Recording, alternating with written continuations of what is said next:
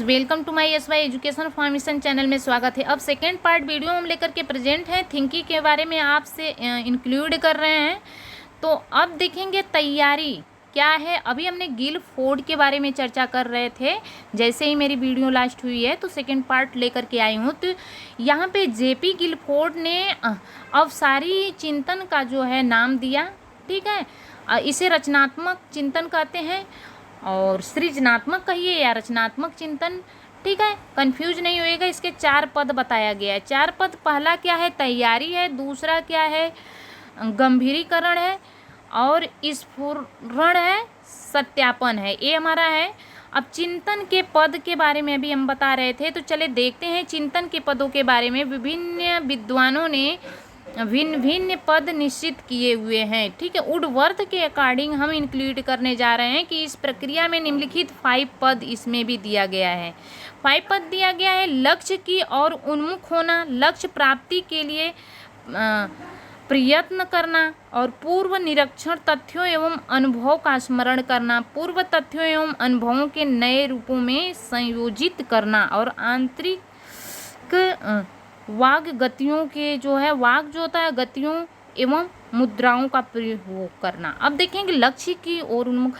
इस चिंतन के द्वारा किसी भी टॉपिक पे जैसे थिंकिंग करना, अपने विचार करना, अपने लक्ष्य के प्रति अग्रसित रहना, ठीक है। लक्ष्य प्राप्ति के लिए प्रयत्न करना, विचार करना, ये हो जाएगा वुडवर्थ के अकॉर्डिंग।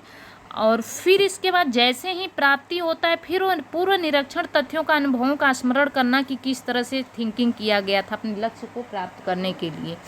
पूर्व तथ्यों एवं अनुभवों को नए रूप में संयोजित करना, जो हमारा पूर्व तथ्य था जिसमें स्मरण कर रहे थे, निरीक्षण कर रहे थे, उसका इंक्वायरी कर रहे थे, तो उसके आधार पे हम उसको संयोजित करके रखेंगे, ठीक है। मुद्राओं का प्रयोग करेंगे इसमें। तो ये रहा वुडवर्थ के अकॉर्डिंग। नेक्स्ट हम देखेंगे जॉन डीवी के अकॉर्डिंग चिंतन के पद क्या होते हैं। 5 पद है। अभी हम 5 इनके बारे में, वुडवर्थ के बारे में भी पढ़े, इनके बारे में भी देख लेते हैं क्या 5 है। तो इन प्रक्रिया समस्या समाधान की प्रक्रिया होती है, और इनके संपन्न होने पर जो 5 पदों का अनुसरण करता है। समस्या की उपस्थिति, पहले सबसे पहले समस्या की उपस्थित होती है कि नहीं ये समस्या खड़ी हो गई, उसका सॉल्यूशन कैसे निकाला जाएगा। तो समस्या को स्पष्ट ज्ञान, समस्या को जो है हल करने के लिए उस पर विचार करने का ज्ञान होना चाहिए, ठीक है। फिर इसके बाद जो है जब हमारे पास ज्ञान रहेगा, उसको सॉल्यूशन निकालेंगे तो समाधान अवश्य निकलेगा। तो थर्ड हमारा संभावित जो है समाधान हो जाएगा।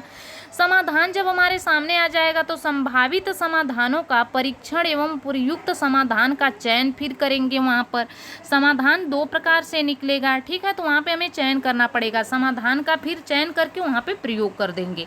तो ये रहा जॉन डीवी के अकॉर्डिंग 5 पद है, ठीक है। नेक्स्ट देखते हैं कि मनोवैज्ञानिकों के अलावा हुस ने भी चिंतन की प्रक्रिया के पदों को जो है, चिंतन की जो प्रक्रिया के 4 पद, यानी वुडवर्थ, अभी ने आप वुडवर्थ जॉन डीवी के अकॉर्डिंग 5 पद देखें, अब इनके अकॉर्डिंग देखेंगे गाइस की कितने पद हैं।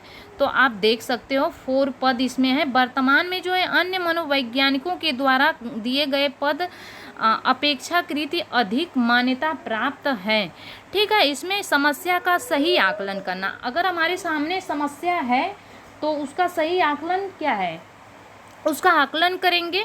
फिर इसके बाद जो है समस्या से संबंधित तथ्यों का संकलन करेंगे, ठीक है। जब आकलन हो गया तो उसका हम संकलन करेंगे। नेक्स्ट अब यहाँ पे देखेंगे कि उसका फिर निष्कर्ष क्या निकलेगा। हमें पता चल गया कि किसी भी टॉपिक की कोई समस्या है, ठीक, तो समस्या खड़ी है, फिर उसके बाद उस समस्या को हम सेलेक्ट करेंगे और फिर उस पर हम विचार करेंगे। विचार करने के बाद कंक्लूजन के पास पहुँचे, निष्कर्ष पर हमें पहुँचना ही पड़ेगा। जब निष्कर्ष का परीक्षण भी, निष्कर्ष निकल जाएगा तो लास्ट में उसका भी परीक्षण किया जाएगा। तो गाइस आई होप कि आपका बहुत ही क्लियर होता जा रहा होगा। कमेंट बिल्कुल करके बताएंगे कि कैसा रहा। तो आइए हम एजुकेशन की इन 4 पदों को विस्तार से जानेंगे, ठीक है।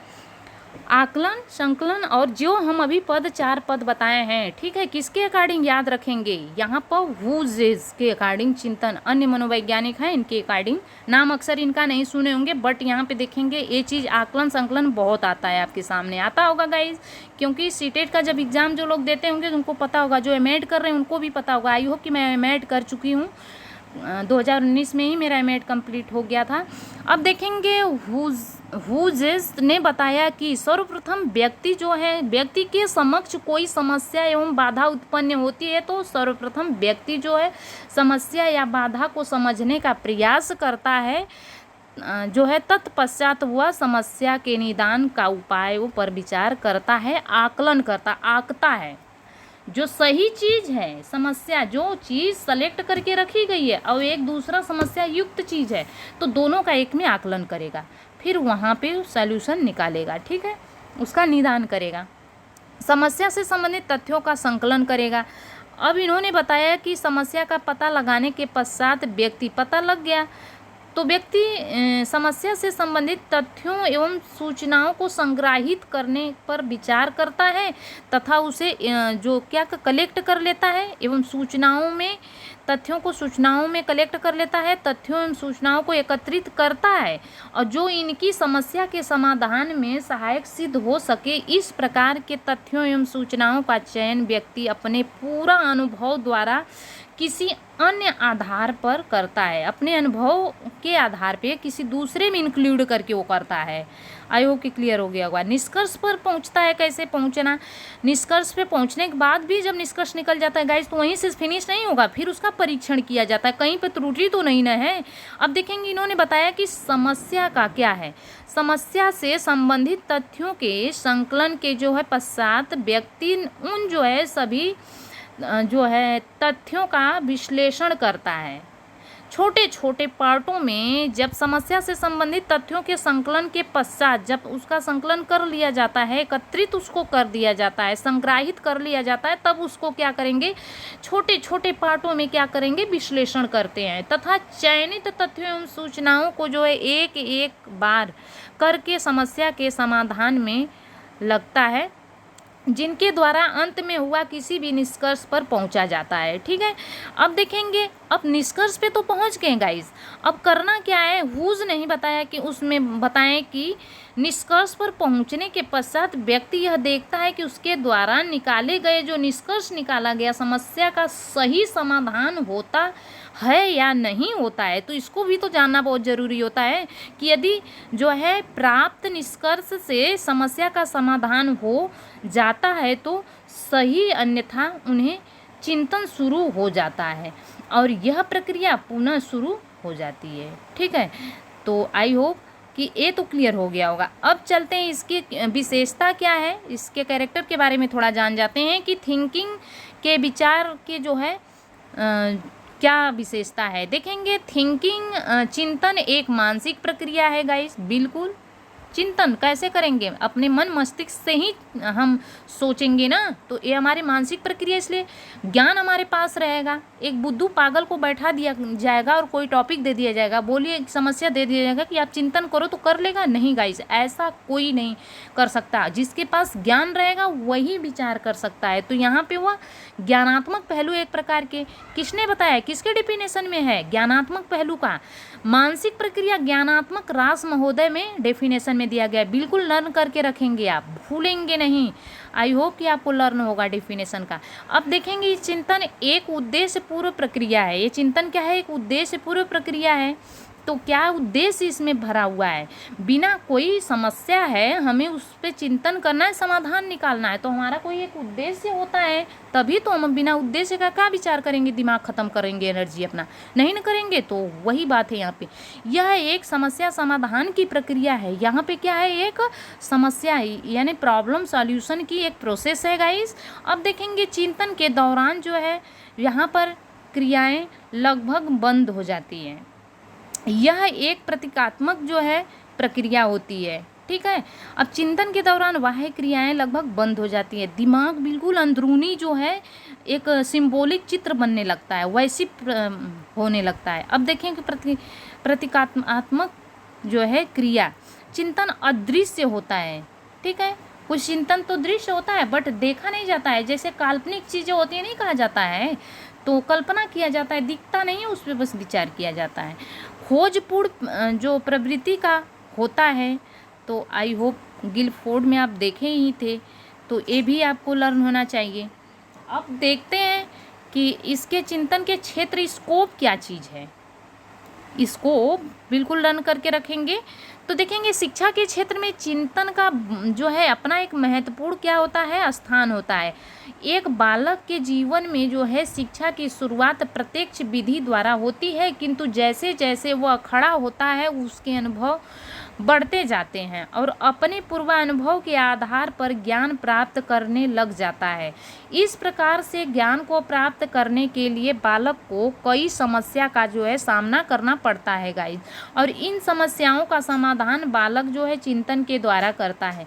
पता है मैं कि जो एजुकेशन शिक्षा का स्कोप क्षेत्र है, बालक के जो है चिंतन का जो है विकास करना आवश्यक होता है।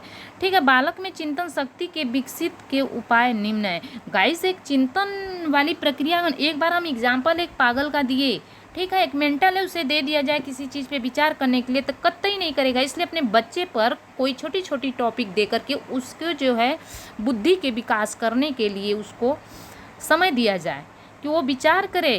कोई समस्या दिया जाए छोटी मोटी कि बेटा ये समस्या है, ये हो गया है, अभी कैसे सही होगा, तो खुद सल्यूशन बच्चे निकालते हैं। कभी कभी अपने घर में आप देखेंगे कोई काम बिगड़ जाता, अब क्या होगा, तो बच्चे ने बताता नहीं मम्मा ये चीज़ ऐसे होगा। तो आई होप कि आप अंडरस्टूड हो गए होंगे कि बच्चे भी चिंतन करते हैं, और आप हो सके तो अपने घर में बच्चों को चिंतन करने की चीज़ें ऐसे, जैसे कुछ टॉयज़ वगैरह होते हैं उन्हें खेलते हैं, बिगाड़ते हैं, तोड़ते हैं, तो विचारों के द्वारा अपने वो जोड़ते तोड़ते हैं। ठीक है, अब देखेंगे लैंग्वेज डेवलपमेंट कैसे होता है इसमें थिंकिंग में। लैंग्वेज का जो अपना एक अलग महत्वपूर्ण यहाँ पर होता है। लैंग्वेज के द्वारा जो है प्रतिमा प्रत्यय के माध्यम संबंध स्थापित किया जा सकता है। कहा जाता है कि जिस बालक की जो है लैंग्वेज पर जितनी अधिक पकड़ होती है उतना ही अच्छे से वह चिंतन करता है। ठीक है, एक पागल है तो उसका विचार बिल्कुल है ही नहीं, उसकी लैंग्वेज भाषा है ही नहीं, तो वो चिंतन कहाँ से करेगा। अब बच्चों में चिंतन का विकास करने के लिए सर्वप्रथम उनको भाषा का सही ज्ञान कराना आवश्यक है। तो यहाँ पे भाषा हमारा सही होना चाहिए, तभी तो हम सही चिंतन करेंगे। स्पष्ट ज्ञान का विकास कैसे होता है गाइस, अब देखेंगे। स्पष्ट ज्ञान के विकास के लिए किसी भी प्रकार के ज्ञान को स्पष्ट होना आवश्यक है।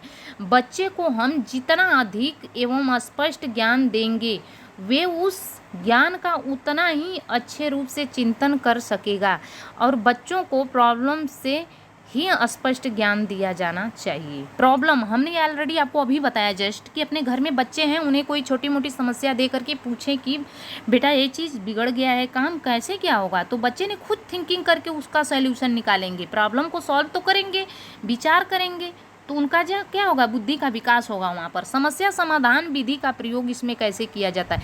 किसी भी प्रकार की समस्या के उत्पन्न होने पर चिंतन की प्रक्रिया जो है शुरू होती है। किसी भी प्रकार की, किसी के साथ कोई समस्या खड़ी हो जाती है तो ऑटोमेटिक उसके अंदर जो है ये प्रक्रिया चिंतन की शुरू हो जाती है। नहीं कहते हैं कि अरे उनके साथ ऐसी दुर्घटना हो गई और वो बड़ी चिंता में है, जब तक उसका सल्यूशन नहीं निकलता है वो चिंता में ही रह जाते हैं। ठीक है, और कुछ लोग तो चिंता में ऊपर भी चले जाते हैं। ठीक, तो गाइड करें ऐसा ना हो, चिंता इतना ज़्यादा नहीं करना चाहिए। चिंता ऐसा करना चाहिए, चिंतन की चिंता से ही चिंतन बनाए करना चाहिए कि उसका सॉल्यूशन कुछ निकले। ठीक, न कि उसको हाथ पे हाथ रख के बैठा जाए। तो तथा समस्या समाधान के लिए गाइज यहाँ पे क्या है कि साथ समाप्त होती है, समस्या समाधान के साथ समाप्त होती है। अतः बच्चे के चिंतन के विकास यहाँ पे थिंकिंग डेवलप के लिए जो बच्चों के ज्ञान देने के पक्ष में समस्या समाधान विधि से पढ़ाया जाना चाहिए। ठीक है, प्रेरित रुचि एवं अवधान का प्रयोग क्या चीज़ होता है कि किसी भी चीज़ को यहाँ पे सीखने के लिए बच्चे को उसके प्रति अभिप्रेरित होना और उसके प्रति रुचि होना तथा उस पर ध्यान होना आवश्यक है। इन सब के अभाव में जो है समस्या का उत्पन्न होना संभव नहीं है। जहाँ समस्या नहीं वहाँ चिंतन नहीं। कहा गया है कि जहाँ समस्या नहीं वहाँ चिंतन नहीं। ठीक, यदि कोई समस्या ही नहीं रहेगा तो कोई विचार क्या करेगा। कहा जाता है ना, यदि कोई काम नहीं तो कोई समस्या नहीं, कोई समस्या नहीं तो कोई चिंतन नहीं। ठीक है, इसलिए अपने बच्चे को कुछ ना कुछ दीजिए, वो क्या करेगा, उसे बिगाड़ेगा। जब बिगाड़ेगा तो समस्या खड़ी होगी, जब समस्या खड़ी होगी तो उसका समाधान निकालेगा। चिंतन के विकास के लिए जो बच्चे को सीखने के लिए अभिप्रेरित होना, रुचि रखना तथा ध्यान केंद्रित करना आवश्यक होता है। ठीक है, तो अब देखते हैं कि विचारात्मक प्रश्नों का प्रयोग यहाँ पर कैसे किया जाएगा।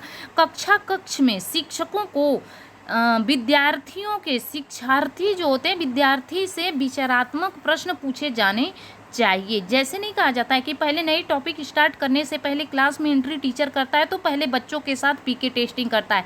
पीके टेस्टिंग का मतलब गाइज होता है कि पूर्व ज्ञान, मतलब क्या पता लगाना कि इनके पास ज्ञान क्या है, उसी के आधार पे अपने टॉपिक को बच्चों के साथ शेयर करता है, मतलब पढ़ाता है। तो बच्चे रुचि लेते हैं, जब रुचि लेंगे तो उनके अंदर क्वेश्चनिंग करने की स्किल डेवलप होगी। जब स्किल डेवलप होगी तो आपसे क्वेश्चन करेंगे, तो वहाँ पे अगर क्वेश्चन के आंसर दिया जाएगा, आप भी क्वेश्चन करेंगे तो वो सोल्यूशन नहीं निकालेंगे, तो वहाँ पे समस्या खड़ी होगी। जब समस्या खड़ी होगी तो बच्चे के अंदर ऑटोमेटिक क्या होगा, चिंतन करने की शक्ति का विकास होगा। तो एक गुड टीचर, इस तरह की टीचर की क्वालिटी अच्छी होती है। विचारात्मक प्रश्न के जो है जवाब देने के लिए बच्चों को जो है विचार करना पड़ेगा, जिससे कि उनके चिंतन का विकास होगा। तो आई होप कि दिस लाइन अंडरस्टूड, और कमेंट करके ज़रूर आप बताएंगे कि आपको कैसा लगा। स्वतंत्र अभिव्यक्ति के अवसर उन्हें देना चाहिए, दबाव में बच्चों को नहीं रखना चाहिए। जैसे जैसे बच्चा ज्ञान प्राप्त करता है और बड़ा होता है, उनके समक्ष विभिन्न समस्या उत्पन्न होती रहती है ऑटोमेटिक, और उन समस्याओं का समाधान बच्चे को सहन करने देना चाहिए। जैसे समस्या है, बच्चे हैं पीड़ा में है, तो उसे तुरंत अपने आप सॉल्यूशन नहीं निकालना चाहिए, बच्चे को सहने देना चाहिए, क्योंकि जब उसे कष्ट होगा तो उसका सॉल्यूशन खुद निकालेगा, उसका माइंड डेवलप होगा। बच्चे को उनके विचार और अभिव्यक्ति करने की स्वतंत्रता देनी चाहिए, इससे वह चिंतन के लिए प्रशिक्षित होता है। तो आई होप कि फर्स्ट पार्ट सेकेंड पार्ट दोनों पार्ट से जो है ये वीडियो कंप्लीट हो गई। चिंतन की कहीं से कोई टॉपिक खोजना नहीं पड़ेगा, दोनों यदि वीडियो आप कंप्लीट देख लिए तो। Thanks for watching, God bless you.